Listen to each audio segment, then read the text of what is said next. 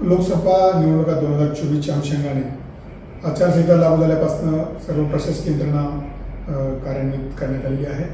Police प्रशासनाकडून खास करून जे असामाजिक तत्व आहेत त्यांच्या विरुद्ध कारवाईची मोहीम तीव्र करण्यात आलेली आहे। त्याच्यामध्ये सार्वजनिक शांतता भंग करू नये म्हणून CRPC 107 प्रमाणे आम्ही जवळपास 138 इसमांवरती कारवाई केली आहे। CRPC 110 प्रमाणे 5 इसमांवरती कारवाई केली आहे।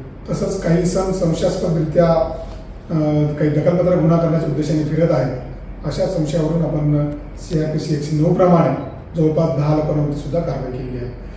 ह्याच कालखंडामध्ये दारू जे अवैध दारू विक्रीचे विक्रेते आहेत त्यांच्यावरती सुद्धा आम्ही कारवाईची मोहीम तीव्र केलेली आहे।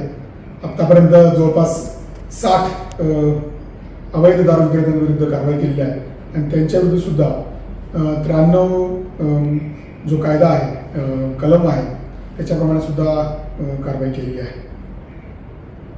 आता याच्यापुढे नेमकी आपली भूमिका ह्यापुढे पोलीस दलाची नेमकी काय राहणार आहे सर?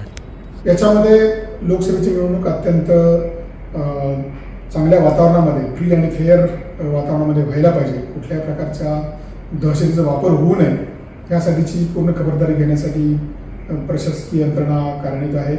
माननीय जिल्हाधिकारी महोदय आणि आमच्या सातत्याने त्या संदर्भातल्या बैठका होत असतात। त्यानंतर ह्या संदर्भात ज्यांच्या विरुद्ध काही ह्यापूर्वीचे गुन्हे दाखल आहेत त्या लिस्टांवरती आमची खास नजर असून त्याच्याबद्दल प्रतिबंध कारवाई करण्याचं काम चालू आहे।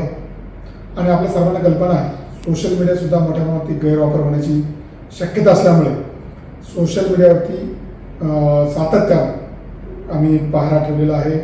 सातत्याने त्याच्याबद्दलची माहिती आम्ही घेतली जात आहे। एक वेगळी टीम त्यासाठी आम्ही नेमलेली आहे आणि कुठल्याही प्रकारच्या अफवा पसरवू नये, कोणाची बदनामीकारक मजकूर पसरवू नये, जाती धर्मांमध्ये ते निर्माण होऊ नये आणि त्याचा वापर कुठल्याही प्रकारच्या राजकीय कारणासाठी करू नये यासाठीची आम्ही खबरदारी घेत आहोत। आणि त्याचं त्यांनी त्याबद्दलची दक्षता घेऊन जर त्याचं उल्लंघन कुठं झालं त्याबद्दल नक्कीच कायदेशीर कारवाई केली जाईल।